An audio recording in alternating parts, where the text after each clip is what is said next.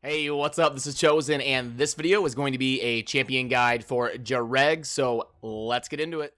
Alrighty, let's go ahead and pull up Jareg here in the champion index. We're going to go Lizardmen, and then Jareg is the HP Epic Magic Affinity right here. I feel like Jareg was slept on by the community for a really long time. Raid was out for a while before the community really grasped how good Jareg is, and I feel like now recently people are really getting Jareg into their clan boss teams and some of their dungeon teams and realizing how good he is. So I wanted to make sure and get a guide out there so that a lot of you know that he is very useful, and if you have him, you should be utilizing him. So alrighty, first of all, we'll go over the abilities here. Remember, the first thing we're going to look at is the base speed, which is 96. It's okay. It's not great. It's not bad. It's just, you know, it's a decent amount of speed. The A1, attack one enemy with a 35% chance of placing a 50% decrease attack debuff for 2 turns. This is an absolutely incredible A1. So we can book this all the way up to a 60% chance to do the big version of decrease attack for 2 turns. It's on A1, so we can basically keep this permanent in a boss situation like the clan boss. Then we've got Pack Leader A2, a 50% ally protection, and a 60% increased defense buff on all allies for 2 turns. We can get this to a 4-turn cooldown. This is a very good ability also.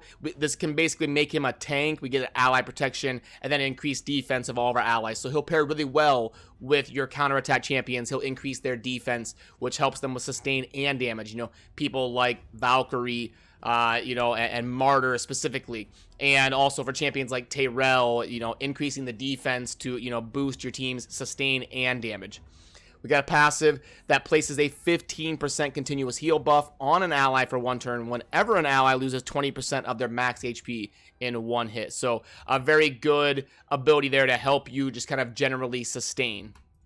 The aura increases ally HP in all battles by 33%. This is a really good aura. It's just got a lot of general utility. We love all battle auras because those are the only auras that work in the clan boss. A lot of people think ones that say dungeons will work in the clan boss. It has to say all battles to work in the clan boss, so we can use this in faction wars, dungeons, clan boss, and 33% is a pretty solid percentage. So yeah, Jareg, very generally useful. It can slot into that decrease attack role, can slot into a tank role, has a good aura and a cool passive. So a lot of general utility going on here with Jareg. As always, for my champion guides, I will have one of these infographics down in the video description where you can see how I grade them and the optimal, sets and the masteries that I'm currently using on mine. As always, the masteries are a launch pad and a starting point, but you should go over, because, different people are using different champions just a little bit differently and in different situations. So my masteries are not always exactly what you should be using. It just kind of shows you what I'm currently using. And I use Jareg mainly for the clan boss. So if we look at the grades, we've got campaign D+. He's not a campaign farmer, but I guess he could help you on your journey to 3-starring and progressing in the campaign. Clan boss A+, he's one of the best epics in the game against the clan boss. Arena D, he's not an F because I guess he could have a little bit of utility on a defense slow sustain arena team, but that's pretty that's reaching for straws. So I gave him a D there, but it could have been lower. You're not going to want to be using Jareg in the arena. Dungeons and A, he is very generally useful with the decreased attack and then the tanking abilities. Faction Wars A+. He's the Lizardmen is kind of a sparse faction as is, so if you build him, you'll definitely be using him in Faction Wars, and he will bring that general utility from dungeons into Faction Wars for you. So Jareg, a very good champion just to kind of build in general that you'll get some utility out of. Alrighty, so I'll go ahead and pull up my Jareg here. Oh, I'm going back to the index. Come on now. Alright, champions. And let's find Jareg right here. Okay, so we can see the current gear that I have on my Jareg is mainly revolving around HP because I use Bad Alcazar as a healer for my clan boss team. And I have a lot of continuous heals on my team. I don't really use lifesteal, so I need lots of HP to regenerate all that stuff. And so Immortal gear is kind of just optimal in that scenario. And then, as always, we need to get our speed to the right threshold for the clan boss to make sure that we have more speed than the boss, which For an Ultra, I've got my Jareg currently at 202. I think he could be anywhere, you know, from like 193 to 205, somewhere in there, kind of depending on your team in Ultra. And if you're in lower difficulties, you can obviously slot down from there. But you can go, you know, 4 pieces of speed, 2 pieces of Immortal, you know, any sort of blend of speed and HP I think is kind of optimal on Jareg. And then if we see the masteries, we can see this is what I'm currently working with, and obviously we're going to go with War Master as our T6 mastery so that we have the capability to use him against the clan boss, and he doesn't have a multi-hit A1, so we're not going to go with Giant Slayer. Master Hexer is great because it can extend our decrease attack to just make sure it's staying up permanently, and then obviously lasting gifts to help those ally protection, continuous heal, and increased defense buffs that he places on our team. Alrighty, so one thing I like to do kind of during these champion guides is I will go through the ratings and kind of talk about each individual section of the game and rate it kind of live here. So clan boss, obviously a 5. Jareg is one of the best epics in the game versus the clan boss. Arena defense, I'll give him a 3. He's okay at this role, but his base speed's a little bit low, and yeah, 3. Campaign, again, a 2. He's not really a campaign farmer. Minotaur, we'll go 5. I think he could be pretty good for a Minotaur team in terms of especially in the mid game, like getting you to a point where you're farming level 15. He might not be in like a speed farm Minotaur team, but he would definitely be in like an early to mid game Minotaur team. He'd be very good in that role. Arena offense is a 1. I don't know why it's a 4.5. This is why we can't always go by in-game ratings. He's definitely a 1 for arena offense. Dragon's Lair, I'll give him a 5. He could definitely, kind of same story as the Minotaur. Ice Golem, for sure a 5. He would be, this is one of the dungeons where he would be kind of end game viable. Or the Ice Golem would be one of his best dungeons.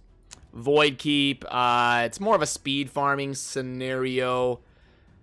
He doesn't really have any cleanse or anything. The decreased attack isn't that important in the Void. We'll give him a 4. Magic Keep, again, a 4. He doesn't really steal buffs or anything, but he's usable, he's good, so we'll give him the 4. Spider's Den, I can't see how he would be super great here. I'm going to go a 1. Force Keep, again, the Force boss doesn't really hit that hard, so the decreased attack isn't that great. I'll still give him a 3. Spirit Keep is going to be where you need heal reduction, and then he doesn't remove buffs or anything, so we'll give him the 3. Fire Knight Castle, you want multi-hitters or people who place reflect damage or counterattack or heal reduction, or lower the turn meter like a Cold Heart or an Allure or something. So Fire Knight, we're not going to want to use him. Yeah, I got to give him a 1. He's definitely not going to be very good there. So that's kind of all of the rankings here. I agree with some of them, but again, the arena rankings are too high. The Spider Den is probably a little bit too high, and the Fire Knight is probably too high. But otherwise, you know, he's pretty good in most of those areas. And then in terms of artifacts, it looks like they're showing, I always like to say if I agree or disagree with what they show here. This is okay. This is pretty good early to mid game. This would be a decent setup for your Jareg. Accuracy would be if you're struggling to get to the threshold, but ideally you would get accuracy from your substats and prioritize a speed set instead there maybe, but or an immortal or something. But yeah, this is, it's not too far off. At least it's you know, it's serviceable for the early to mid game, and it's usable gear. Okay, so let's submit that. And yeah, I will kind of show you my Jareg in action. I typically use him against the clan boss. I do use him in Ultra. And let's see here. Let me make sure my team is right. I'm going to try for this one a Martyr. I've been kind of, you know, playing around with a few things here, but I'm going to go with the old trusty team I've kind of been testing out. So Jareg is my leader to take advantage of that HP aura, and it's also good to have him go towards the front of your counterattack rotation because decreased attack is one of the debuffs that you want to be prioritizing. And remember, when we counterattack, the order is right here at the leader, and then it goes up, down, up, down. That is the order that our heroes are going to counterattack in. So my team, when they counterattack, it's going to be Jareg, Valkyrie, Martyr, Battle, Draco. That's going to be the order that they attack, that they counterattack after being attacked to proc the counterattack. I hope that makes sense. That was a lot of words to say. Alrighty, so I may not, stay here on voice for the whole battle, but I will at least show the whole thing, and I'll walk you through kind of the concept here. So in the clan boss, we typically have a few roles that we need to establish, and Jareg slots in as the decreased attack debuffer. That is kind of his main role, and then he gets a lot of good utility besides that in increasing our defense, placing an ally protection to help us live for a couple extra turns, and also bringing that HP aura. So lots of utility to the clan boss and fulfilling that decreased attack role that is so important in doing good in the clan boss. And then you normally want debuffers like poisoner and HP burners. Draco is a perfect example of somebody that's great in that role because he's going to place not only the poisons, but he's also going to place decreased defense and a weaken. Then it's good to have counterattack. Obviously, Martyr and Valkyrie both bring a lot of value and can kind of, cross value to make sure that I have counterattack up as often as possible. Battle CORSAIR is obviously here just to make sure that my HP values stay topped off. And then he actually places poisons on the clan boss and cleanses us as well. We can see the decrease accuracy debuff. The Battle CORSAIR, depending on the rotation, can kind of clear those in a timely fashion for our team. So that's kind of the general concept of the team. I will probably bow out, and let you kind of watch the rest of the battle. I kind of explain everything that's going on, and there's not going to really be a whole lot for me to sit here and talk about for the next, 6 or 7 minutes. So I will bow out, and I'll leave this running in case you want to see how it, how it plays out and see the final verdict on the damage numbers and kind of see how well Jareg did. But yeah, in final thoughts, Jareg is amazing. He is, very generally useful. He'll help you out in the early, mid-game, and end-game. So one of the better designed epics in the game.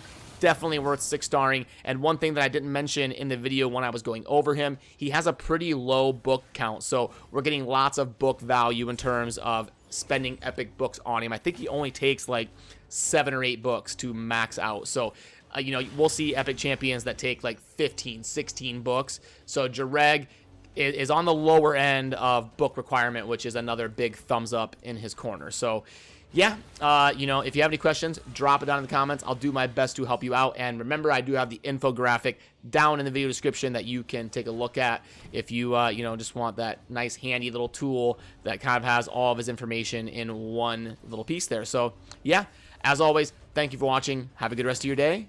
Peace.